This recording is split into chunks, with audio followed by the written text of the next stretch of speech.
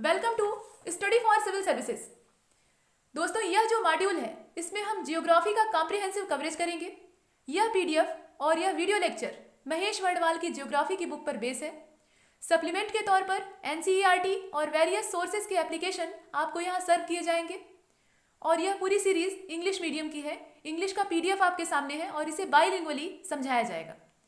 Hindi medium की जो series मैंने बनाई थी उसमें कंप्लेन आई कि इसे इंग्लिश में क्यों नहीं किया गया या इसे बाइलिंगुअल क्यों नहीं रखा गया जिससे कि सभी को सुविधा होती। तो यहाँ पर आपकी जितनी भी प्रॉब्लम्स हैं उसका कंप्लीट सॉल्यूशन अवेलेबल है, तो आप इसका पूरा लाभ लीजिए। लेकिन आगे बढ़ें इससे पहले कुछ इंपॉर्टेंट इन्फॉर्मेशन हमारे कोर्सेज के बारे में पहले उसे देख लेते हैं। दोस्तों, हमारे पेड और अनपेड दोनों ही टाइप के कोर्सेज टेलीग्राम पे अवेलेबल है। जो पेड कोर्सेज हैं उनकी पहले बात कर लेते हैं। तो ये यूपीपीएससी, एमपीपीएससी और बीपीएससी जैसी जो संस्थाएं हैं उनके द्वारा कंडक्ट की जाने वाली परीक्षाओं के लिए चल रहे हैं, संचालित हो रहे हैं।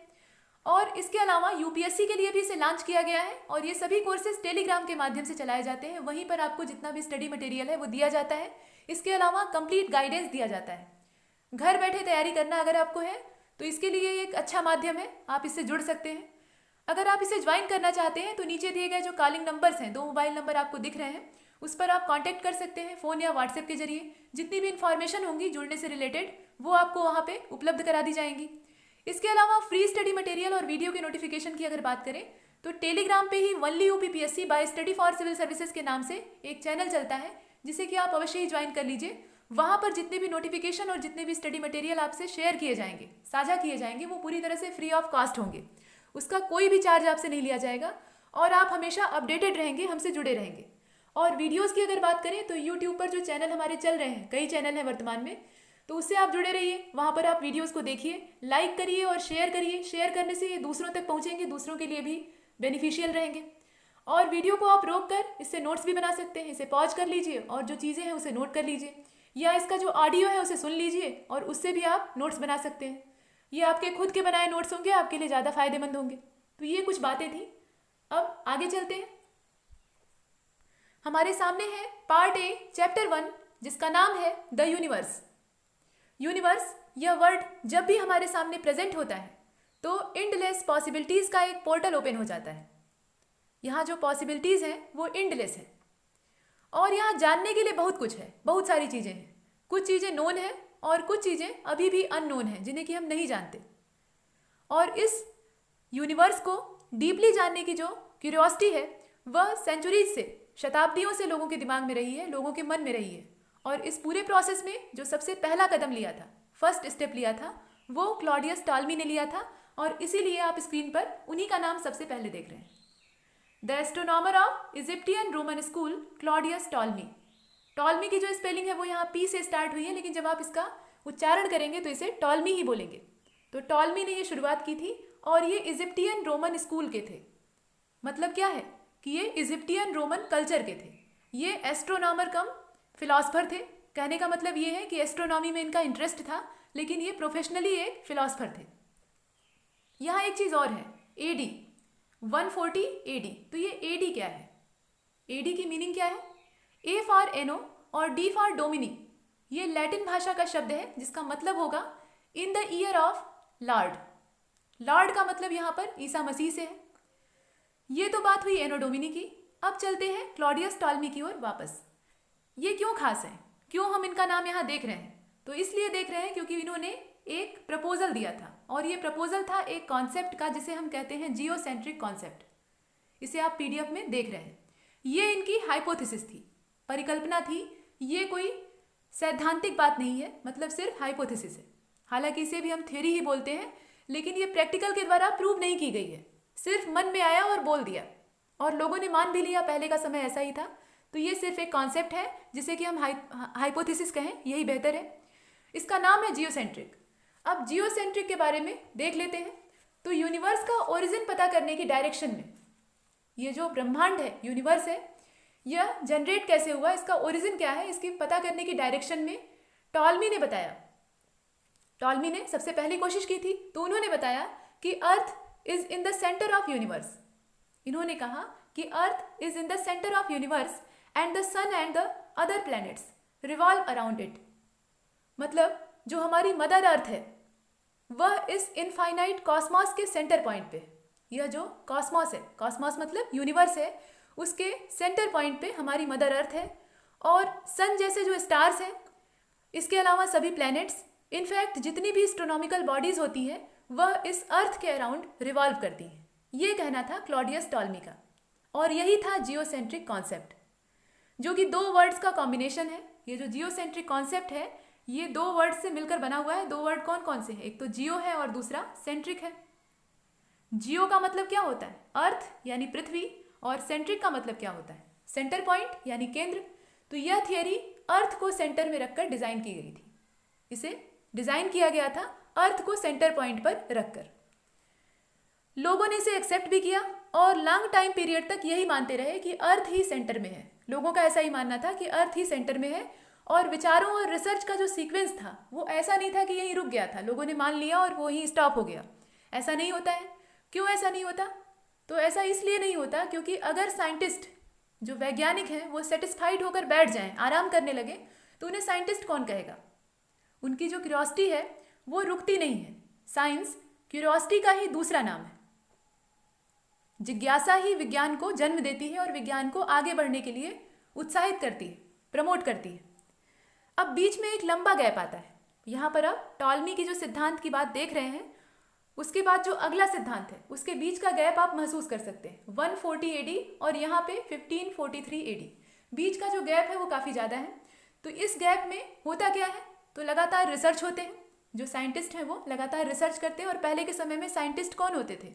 जो फिलासफर होते थे वही साइंटिस्ट की तरह ही वर्क भी करते थे। मतलब उनका जो काम था वो फिलासफर का भी होता था और साइंटिस्ट का भी होता था। वो लंबे लंबे उपदेश भी देते थे और प्रैक्टिकल और प्रोजेक्ट भी ले आते थे, एक्सपेरिमेंट भी किया करते थे। तो फिलहाल यहाँ पे 1543 में, 1543 में यहाँ पर निकोलस कॉपरनिकस आते हैं। ये जो नाम है ये है निकोलस कॉपरनिकस का और जो सन है वो है 1543 एडी यानी ईस्वी। और ये पोलैंड के रहने वाले थे। ये पोलैंड के एस्ट्रोनॉमिस्ट कम फिलोसफर थे और इन्होंने एक प्रपोजल दिया जिसे कि हम हेलियोसेंट्रिक कॉन्सेप्ट के नाम से जानते हैं। हेलियो प्लस सेंट्रिक, ये जो कॉन्सेप्ट है इसमें भी दो वर्ड है, एक हेलियो है और दूसरा सेंट्रिक है। ये जो प्रपोजल था, ये जो हाइपोथेसिस थी, ये निकोलस कॉपरनिकस की थी और ये पोलैंड के रहने वाले थे।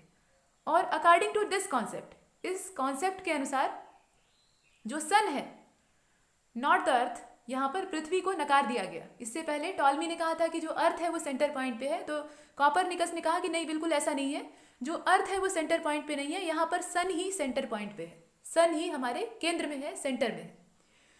तो इसीलिए इनके कॉन्सेप्ट को हेलियोसेंट्रिक भी कहा गया है और is at the centre of universe. यहाँ पर सेंटर ऑफ यूनिवर्स कौन है? सन है। ऐसा मानना था निकोलस कॉपरनिकस का। अब ये जो हेलियोसेंट्रिक है, मतलब हेलियोसेंट्रिक वर्ड है, ये दो पार्ट से मिलकर बना है। आप देख रहे हैं, एक तो हेलियो है, दूसरा सेंट्रिक है। तो इसकी मीनिंग क्या होती है? इसका अर्थ क्या होता है? तो हेलियो की मीनिंग होती है, ये एक तरह से इमेजिन करके अगर आप देखिए तो ये imagine as a handsome god crowned with a shining aureole. और शाइनिंग एरोल किसका? Of the sun, who drove the chariot of the sun across the sky. ये तो इसकी इंग्लिश डिफिनेशन हुई, लेकिन यहाँ पर इसे सन नहीं माना गया है। अब जब आप इसे इस थ्योरी में देखेंगे, इस कॉन्सेप्ट में देखेंगे, तो यहाँ हेलियो का मतलब सन ही होगा। उसे सन के उपसर्ग के तौर पर आप यूज करेंगे, सिनोनिम्स के तौर पे इस्तेमाल करेंगे। तो यहाँ पर आप हेलियो को सन के तौर पे ही देखिएगा। ये जो हेलियो शब्द है, वर्ड है, इसका मतलब यहाँ सन ही है। व्यवहारिक तौर पर नहीं होगा, लेकिन यहाँ पर होगा। और सेंट्रिक का मतलब आप जानते हैं, सेंटर पॉइंट। तो यहाँ पर सूर्य को केंद्र में रखा गया, सन को सेंटर पॉइंट पे रखा गया और ऐसा करने वाले जो साइंटिस्ट थे उनका नाम था निकोलस कॉपरनिकस। अब हेलियो मीन्स सन और सेंट्रिक मीन्स केंद्र हो गया। कॉपरनिकस ने कहा, ये जो कॉपरनिकस है, इन्होंने बताया कि सन हमारे यूनिवर्स के सेंटर में है और सभी एस्ट्रोनॉमिकल बॉडीज जिसमें कि अर्थ भी है वो इसके चारों ओर रिवॉल्व करती हैं, चारों ओर चक्कर लगाती हैं। ये तो उन्होंने बता दिया, लेकिन बात यहीं समाप्त नहीं होती है। ऐसा नहीं कि ये बताकर चले गए और बात यहीं खत्म हो गई। ये कहानी अभी लंबी खींचने वाली है, स्टोरी और लंबी होगी। 1805 में, नीचे आप अगले पैराग्राफ में देख पा रहे हैं, इन 1805 the British astronomer William Herschel stated that. यहाँ पर एक और साइंटिस्ट आ जाते हैं जो कि एस्ट्रोनॉमिस्ट होते हैं। कहाँ के? तो ये ब्रिटेन के। इनका नाम है विलियम हर्शेल और यह महोदय जब आते हैं तो यह एक्सप्लोजन ही कर देते हैं, यानी एक धमाका कर देते हैं। और एक चीज़ और देख लीजिए, जो ब्रिटेन है वो पुराने समय से ही साइंटिस्ट की माइन रहा है। यहाँ से बहुत सारे वैज्ञानिक और जो एस्ट्रोनॉमिस्ट हैं, खगोल शास्त्री हैं, वो बाहर आए हैं और उन्होंने बहुत महत्वपूर्ण अनुसंधान किए हैं, खोजें की हैं। उसमें से एक नाम आता है हर्शल का, जिसे कि आप यहाँ देख रहे हैं। तो ये ब्रिटिश थे और इन्होंने क्या धमाका किया, क्या एक्सप्लोजन था इनका, आइए देख लेते हैं। तो इन्होंने कहा कि जो सोलर सिस्टम है, हमारा जो सोलर सिस्टम है वो सिर्फ एक फ्रैक्शन है। और फ्रैक्शन किसका? गैलेक्सी का। यहाँ पर जो शब्द है गैलेक्सी, ये वर्ड पहली बार यूज़ किया गया, ये याद रखिएगा। तो 1805 में पहली बार गैलेक्सी वर्ड का इस्तेमाल किया गया। और किसके द्वारा किया गया? विलियम हर्शल के द्वारा। उन्होंने कहा कि इस गैलेक्सी का जो हमारा सोलर सिस्टम है वो सिर्फ एक स्मॉल फ्रैक्शन है, एक छोटा सा टुकड़ा है, ऐसा कहने वाले हर्शल थे। और उस समय इनकी काफ़ी आलोचना भी हुई थी, इनकी काफ़ी खिंचाई हुई थी, ट्रोलिंग हुई थी। इन्होंने ये भी कहा कि जो सन और अर्थ जैसी चीज़ें हैं, हमारा सन या हमारी जो अर्थ है, ऐसी चीज़ें, यह सिर्फ एक पार्टिकल है, स्मॉल पार्टिकल, छोटे छोटे ये पार्टिकल्स के तौर पे हम देख सकते हैं। इसे सेंटर में मानने की गलती बिल्कुल नहीं करनी चाहिए। यहाँ पर गैलेक्सी वर्ड का यूज़ पहली बार हुआ है, ये याद रखिएगा। लेकिन इतना सब करने के बाद भी हर्शल को खुश होने का समय नहीं मिला। ये जो इतना महत्वपूर्ण कार्य ये करके गए थे, इस पर ये खुश नहीं हो सके। और 1925 में एडविन पी हब्बल आते हैं और वो इस थ्योरी में खटाई डाल देते हैं। हब्बल के द्वारा इसमें खटाई डाल दी जाती है, मतलब सारा मजा यहाँ पे बेकार हो जाता है। ये अमेरिकन एस्ट्रोनॉमर थे और ये क्या कहते हैं, इनका कहना था कि डायमीटर ऑफ द यूनिवर्स, जो यूनिवर्स है, कॉस्मॉस है, उसका जो डायमीटर है वो अराउंड 2.5 बिलियन लाइट ईयर है, करीब करीब 2.5 बिलियन लाइट ईयर्स है। ये पूरे यूनिवर्स का डायमीटर इन्होंने बताया। और साथ में ये भी कहा कि composed of सर्वल galaxies like ours, मतलब यहाँ पे सर्वल गैलेक्सीज हैं, ढेर सारी गैलेक्सीज हैं, सिर्फ हमारी अकेली गैलेक्सी नहीं है। तो इसका मतलब क्या है? इन्होंने कहा कि वी आर नॉट एलोन, हम अकेले नहीं हैं। A large number of galaxies यहाँ पहले से ही एग्जिस्ट करती हैं, जिसमें से कि हमारी भी एक ही है। ऐसी अनेकों हैं, तो हमें एक तो बड़ा समझने की अपने आप को भूल नहीं करनी चाहिए, और दूसरा ये नहीं समझना चाहिए कि हम यहाँ अकेले हैं। इसके बाद इन्होंने यूनिवर्स के डायमीटर को जो 2.5 बिलियन लाइट ईयर बताया है, ये अप्रॉक्सीमेट है, ऐसा कहा गया। तो अप्रॉक्सीमेट क्यों कहा गया, एक्यूरेट क्यों नहीं कहा गया? तो वो इसलिए क्योंकि बाद में एक डॉपलर नाम के साइंटिस्ट आते हैं और उनकी थ्योरी आती है। साइंटिस्ट एक के बाद एक अपनी थ्योरी देते हैं, तो उसमें इनकी भी थ्योरी है। और इन्होंने कहा था, इनकी जो थ्योरी थी उसका नाम था डॉपलर इफेक्ट। और इन्होंने बताया कि हमारा जो कॉस्मॉस है वह कॉन्टिन्यूसली स्प्रेड हो रहा है, उसमें एक्सपेंशन हो रहा है, वो एक्सपेंड हो रहा है। और इसकी वजह से जो गैलेक्सीज हैं, बहुत सारी गैलेक्सीज हैं, तो वो हमसे दूर हट रही हैं, जो हमारी गैलेक्सी है उससे दूर जा रही हैं। अब यहाँ पर जब दूर जा रही हैं तो इसका मतलब क्या है? फैलाव हो रहा है, एक्सपेंशन हो रहा है। और जो चीज़ लगातार फैल रही हो, उसमें लगातार फैलाव हो रहा हो, वृद्धि हो रही हो, तो आप उसे एकदम एग्जैक्ट कैसे नाप सकते हैं? तो इसलिए यहाँ पर डायमीटर नाप पाना थोड़ा मुश्किल काम है, तो ये एक्यूरेट नहीं है। इसके अलावा यहाँ पर एक यूनिट यूज़ की गई है जो कि है लाइट ईयर। ये जो यूनिट आप यहाँ देख रहे हैं, ये किस चीज़ की यूनिट है? ये किसको मीज़र करने के लिए यूज़ की जाती है, बताइए? देखने में तो लगता है कि ये टाइम की यूनिट है, लेकिन वास्तव में ये लॉन्ग डिस्टेंसेस को मीज़र करने का एक ऑथेंटिक मीडियम है। जो लंबी दूरियां होती हैं, लॉन्ग डिस्टेंसेस होती हैं, उनका मीज़रमेंट इसके जरिए किया जाता है। प्लैनेट से प्लैनेट के बीच की दूरी, प्लैनेट से स्टार के बीच की दूरी, या दो गैलेक्सीज के बीच की जो डिस्टेंस होती है, उसको मीज़र करने के लिए हम लाइट ईयर का यूज़ करते हैं। और ये जो लाइट ईयर है, इसका एक पैमाना होता है, इसका एक स्केल होता है। वो स्केल क्या है, आइए देख लेते हैं। 1 लाइट ईयर यानी 1 लाइट ईयर जो है, इसे LY से यहाँ डिनोट करेंगे। ये इक्वल होता है 9.46 इंटू 10⁻15 मीटर्स के। अगर इसे मीटर में मीज़र करें तो ये 9.46 इंटू 10⁻15 मीटर के इक्वल होता है। और अगर इसे अप्रॉक्स लें तो ये 10⁻16 मीटर के इक्वल हो जाएगा। मतलब यहाँ पे 9.46 को अगर सीधा सीधा 10 मान लें तो ये 10⁻16 मीटर के इक्वल हो जाएगा। इतने मीटर होते हैं 1 लाइट ईयर में। आप सोच लीजिए ये कितना बड़ा है, कितना ह्यूज है। और इसीलिए इससे हम बड़ी दूरियों को नापते हैं, जो लॉन्ग डिस्टेंसेस होती हैं उसको नापते हैं। तो ये टाइम को मीज़र करने का नहीं, बल्कि डिस्टेंस को मीज़र करने का एक यूनिट है। अब यहाँ पर जो साइंटिस्ट होते हैं, लाइट ईयर को आप यहीं छोड़ दीजिए। ये याद रखिए कि यहाँ पे डॉपलर इफेक्ट भी था जिसका जिक्र इसमें नहीं किया गया है, लेकिन आप इसे नोट कर सकते हैं अलग से, और उसी से हमें पता लगा कि ये अप्रॉक्सीमेटली डायामीटर है, एक्यूरेट नहीं है, सही सही हम नहीं नाप सकते, वो संभव नहीं है। तो अब साइंटिस्ट के जो ग्रुप होते हैं, जो अलग अलग दल होते हैं, उनमें खलबली मच जाती है और वो और तेज़ी से, बहुत ही रैपिडली यूनिवर्स पर रिसर्च करना शुरू कर देते हैं। उनके मन में एक विचार बार बार उठता रहता है कि इतना मिस्टीरियस जो यूनिवर्स है वो आखिर जनरेट कैसे हुआ, इसका ओरिजिन क्या है। तो यूनिवर्स का ओरिजिन जानने की डायरेक्शन में यहाँ पर अलग अलग थ्योरीज आने लगती हैं, बहुत सारे सिद्धांत आते हैं, एक के बाद एक के बाद एक, लेकिन वो सारे फेल होते जाते हैं। कुछ न कुछ सब में कमियां रहती हैं, फॉल्ट रहते हैं। अब यहाँ पर मेनली हम तीन ही को देखते हैं, मुख्य रूप से तीन ही है यहाँ पे, और वो तीन जो थ्योरीज हैं, तीन जो सिद्धांत हैं, वो कौन कौन से हैं। एक तो बिग बैंग है, जिसे कि आप यहाँ स्क्रीन पर देख रहे हैं। ये बिग बैंग थ्योरी जॉर्ज लेमेंटेयर के द्वारा दी गई थी। इसके अलावा जो दूसरी थ्योरी है वो है स्टेडी स्टेट की थ्योरी। ये थॉमस गोल्ड और हरमन बॉडी के द्वारा दी गई थी। आप चाहें तो इसे नोट कर सकते हैं। स्टेडी स्टेट की थ्योरी जो है वो थॉमस गोल्ड और हरमन बॉडी के द्वारा दी गई है। इसके अलावा पल्सेटिंग यूनिवर्स की थ्योरी ये डॉक्टर एलन संडेजा के द्वारा दी गई थी।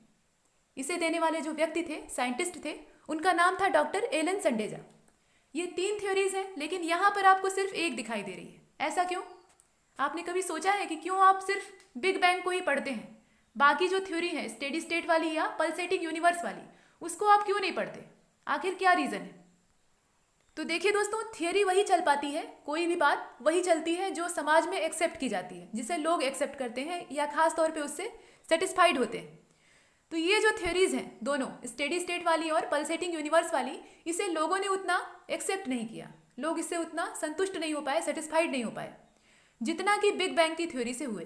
बिग बैंग वाली जो थ्योरी थी उसने लोगों को ज़्यादा सेटिस्फाइड किया, और इसलिए यहाँ पर हम बिग बैंग को ही बेस बनाकर आगे बढ़ेंगे। और हम ही क्या, जितने भी साइंटिस्ट हैं वर्तमान में भी, वो भी इसी थ्योरी को आधार मानते हैं, बेस मानते हैं।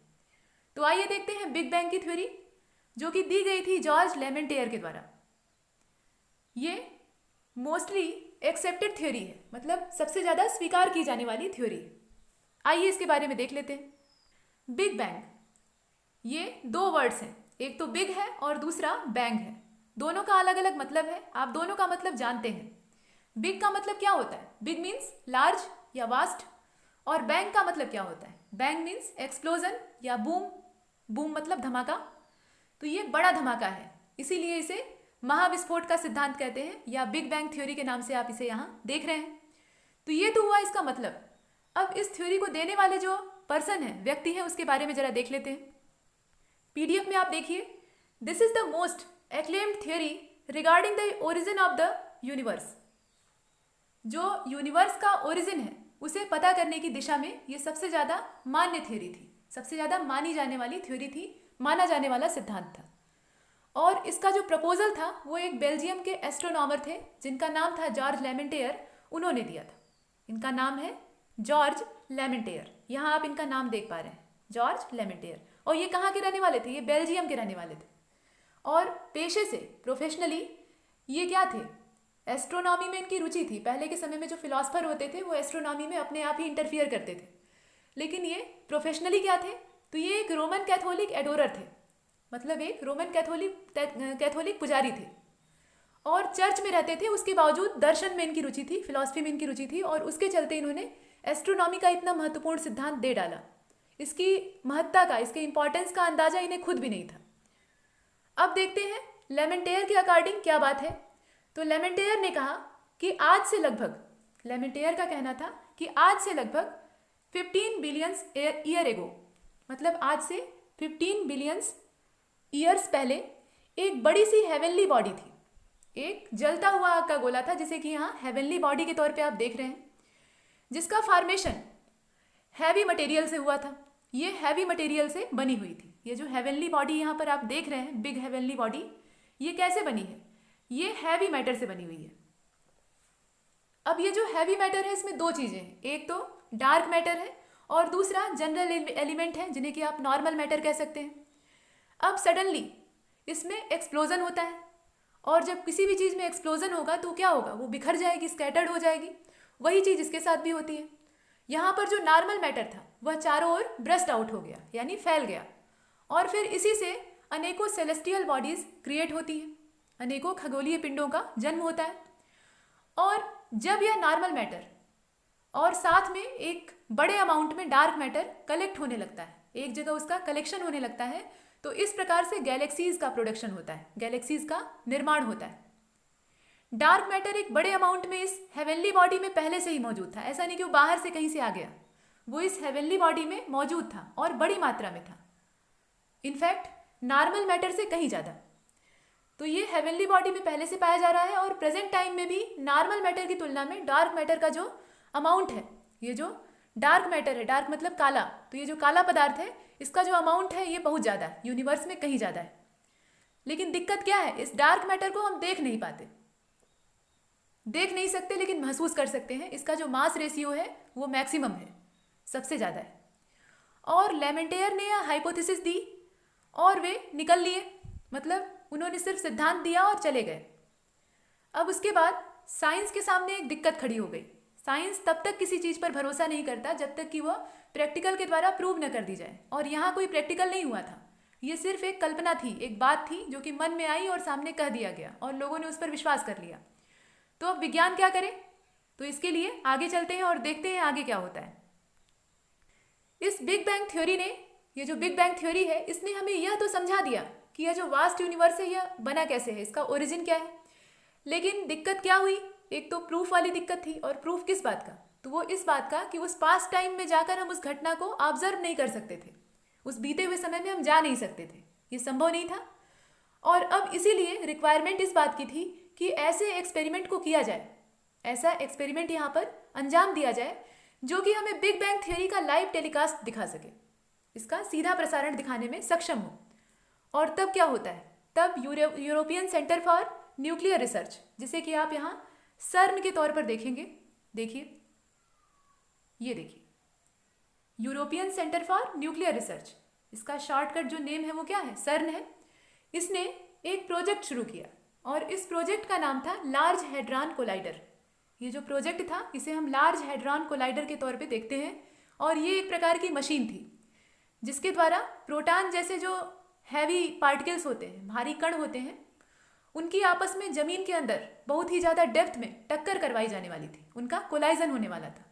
और उस कोलाइजन के जो नतीजे निकलने वाले थे उसके बारे में वैज्ञानिकों को ऐसा भरोसा था, जो साइंटिस्ट थे वो इस बात पर विश्वास करते थे कि अंदर जब टक्कर होगी तो वैसी ही कंडीशन जनरेट होगी जैसी ब्रह्मांड के ओरिजिन के समय थी, यूनिवर्स जब बन रहा था उस समय जैसी सिचुएशन थी वैसी ही सिचुएशन अंदर क्रिएट हो जाएगी। तो इसलिए इस आशा में इस प्रोजेक्ट को शुरू किया गया। और ये प्रोजेक्ट हुआ कहाँ, मतलब ये संपन्न कहाँ हुआ, तो ये फ्रांस और स्विट्जरलैंड के बॉर्डर पर जेनेवा में स्टार्ट हुआ। ये जो सीमा रेखा थी फ्रांस और स्विट्जरलैंड की, वहाँ पे ये स्टार्ट हुआ। एक तरफ फ्रांस था और दूसरी तरफ स्विट्जरलैंड था, बीच में जेनेवा, और जेनेवा में ही ये प्रोजेक्ट स्टार्ट हुआ। अब इसकी स्टार्टिंग, यहाँ जो आप देख रहे हैं डेट, वो है 13 मार्च 2010। तो ये तो स्टार्ट होने की डेट है, लेकिन इससे पहले इस प्रोजेक्ट को शुरू कर दिया गया था। इसकी स्टार्टिंग होती है सितंबर 2008 में, लेकिन जब स्टार्ट किया गया तो उस समय कुछ टेक्निकल फॉल्ट सामने आए जिसके कारण ये प्रोजेक्ट रोक देना पड़ा। ये प्रोजेक्ट रुक गया और उस वक्त कुछ र्यूमर यहाँ पर उड़ रहे थे, कुछ अफवाहें सामने आ रही थी। अफवाहें क्या थी, लोगों का मानना था कि इस मशीन की वजह से, ये जो महामशीन है इतना गड्ढा करके अंदर गाड़ी गई है, तो इससे अर्थ के सेंटर में एक ब्लैक होल क्रिएट हो सकता है और वो पूरी अर्थ को निगल लेगा, खा जाएगा। आप जानते हैं ब्लैक होल जो है वो किसी भी सेलेस्टियल बॉडीज़ को निगलने में सक्षम होता है। लेकिन यह सब अफवाहें थी और बाद में इस मशीन को मॉडिफाइड किया गया और इस प्रोजेक्ट को फिर से शुरू किया गया।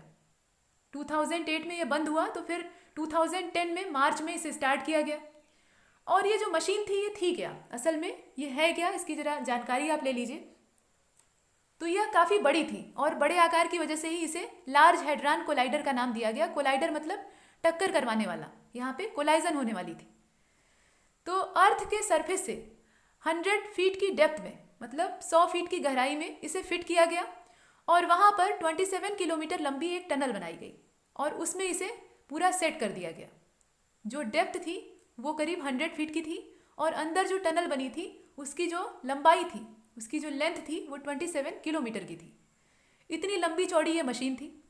और जब स्टार्टिंग हुई तो पहले ये प्रोजेक्ट रोक देना पड़ा, लेकिन फिर से ये स्टार्ट होता है 30 मार्च 2010 को, मतलब 2010 में इसे फिर से स्टार्ट किया जाता है, ठीक 2 साल के बाद। तो आइए देखते हैं इसका रिजल्ट क्या निकलता है। 2 साल के बाद, पहले तो 2 साल बनाने में गुजर गए, इसका मॉडिफिकेशन करने में गुजर गए, अब उसके बाद भी 2 साल तक प्रैक्टिकल चलते रहे, प्रोजेक्ट चलता रहा और सक्सेस हाथ लगी 2012 में। और ये सक्सेस थी हिग्स बोसान। हिग्स बोसान के रूप में यहाँ पर जो सक्सेस थी वो हमारे सामने आई और इसी को हम गार्ड पार्टिकल के नाम से जानते हैं। वास्तव में यह एक सब एटॉमिक पार्टिकल है। यह जो गार्ड पार्टिकल है ये कुछ और नहीं है, ये एक सब एटॉमिक पार्टिकल है और इसको खोजने के चक्कर में साइंटिस्टों की एक बड़ी टीम इस पर वर्क कर रही थी और इसके लीडर थे पीटर हिग्स। तो आप समझ गए होंगे, इस बात को आप समझ गए होंगे यहाँ पर कि हिग्स बोसान इसे नाम क्यों दिया गया, मतलब हिग्स बोसान नाम में जो हिग्स वर्ड है वो कहाँ से आया। तो वो पीटर हिग्स के नाम से लिया गया है। पीटर हिग्स इसके लीडर थे, जो वैज्ञानिकों का दल वहाँ काम कर रहा था उसके ये लीडर थे। लेकिन यहाँ पर दोस्तों दूसरा भी वर्ड है जिसका नाम है बोसॉन। तो इस बोसॉन का क्या, ये जो बोसॉन वर्ड आप यहाँ देख पा रहे हैं ये वाला, इसका मतलब क्या। हिग्स का मतलब तो आपने निकाल लिया, पीटर हिग्स। ये जो बोसॉन है ये भी एक साइंटिस्ट के नाम से ही चुराया गया वर्ड है। पहले तो जान लीजिए ये है क्या। तो ये एक फंडामेंटल पार्टिकल है और इसका पता लगाने वाले जो साइंटिस्ट थे वो हमारे इंडियन थे, मतलब ग्रेट इंडियन साइंटिस्ट थे और इन्हें हम सत्येंद्र नाथ बोस के नाम से जानते हैं। इनका जो नाम है वो है सत्येंद्र नाथ बोस। ये कोलकाता के रहने वाले थे, बंगाली थे। इन्होंने आइंस्टीन के साथ मिलकर बोस आइंस्टीन थियरी पेश की थी। लेकिन उस समय जब ये थियरी सामने आई और बोसॉन की खोज हुई तो उस समय माना जाता था कि यह बोसॉन वेलोसिटी ऑफ लाइट से मूव करता है और इस वजह से, वेलोसिटी ऑफ लाइट का मतलब समझ रहे हैं, वेलोसिटी ऑफ लाइट को आप c से डिनोट करते हैं और इसका जो मान होता है, इसकी जो वैल्यू होती है वो 3 × 10⁸ मीटर पर सेकेंड होती है। वेलोसिटी का जो यूनिट होता है वो यहाँ इस्तेमाल करेंगे, काफ़ी ज़्यादा होती है। वेलोसिटी ऑफ लाइट है, सूर्य के प्रकाश की जो वेलोसिटी होती है वो यहाँ दी हुई है।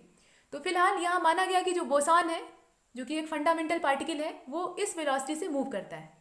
और उसी समय आइंस्टीन का एक सिद्धांत आया था, मतलब कुछ ही समय पहले, जो कि था E = इस इक्वेशन को आप जानते होंगे, m×c⁻², या m×c²। ये सिद्धांत या ये जो प्रिंसिपल है, ये जो इक्वेशन है, यह हमें ये बताता है कि अगर किसी मास युक्त बॉडी को, कोई भी बॉडी है उसके अंदर अगर मास है और उसे वेलोसिटी ऑफ लाइट से मूव कराया जाए, मतलब इस वेलोसिटी से चलाया जाए, तो वो मास नहीं रहेगी, मतलब वो द्रव्यमान के रूप में नहीं रह पाएगी। वो किस में कन्वर्ट हो जाएगी, वो बन जाएगी एनर्जी। उसका जो टोटल द्रव्यमान है, टोटल मास है, वो एनर्जी में कन्वर्ट हो जाएगा। और वही चीज़ बोसॉन के साथ भी यहाँ लोग अप्लाई करके देख रहे थे कि जब बोसॉन वेलोसिटी ऑफ लाइट से चल रहा है तो उसका जो मास है वो पूरी तरह से एनर्जी में कन्वर्ट हो गया। इसका मतलब क्या है कि उसके अंदर जो मास है वो 0 हो गया, उसके अंदर मास ही नहीं है। और आप खुद इमेजिन करके देखिए कि किसी भी पार्टिकल के पास जब खुद का मास नहीं है, खुद का द्रव्यमान नहीं है, तो वह समूचे यूनिवर्स को कैसे जनरेट कर पाएगा। यूनिवर्स को बनाने के लिए मास का होना भी उतना ही ज़रूरी है जितना एनर्जी का, दोनों के मिलने से ही कोई चीज़ बनती है। तो यहाँ पर जनरेशन होगा ही कैसे। तो इसलिए जब ये प्रैक्टिकल हुआ हिग्स बोसॉन वाला, मतलब LHC का, तो इससे लोगों को जवाब मिला और वो आंसर था हिग्स बोसॉन, जिसमें कुछ अमाउंट में मास भी था और इसके अंदर यूनिवर्स को प्रोड्यूस करने की क्षमता भी थी, कैपेसिटी भी थी। तो इस तरीके से हिग्स बोसॉन की खोज होती है और इसमें जो बोसॉन वर्ड है वो सत्येंद्र नाथ बोस के नाम से लिया गया है और बाद में पीटर हिग्स ने उसके आगे अपना नाम चिपका लिया और ये बन गया हिग्स बोसॉन। तो ये बोसॉन कुछ नया नहीं है, पुराना ही है, इसको थोड़ा नया पेंट ऊपर से कर दिया गया है। और पीटर हिग्स को ये पेंट करने का काफ़ी फ़ायदा मिला।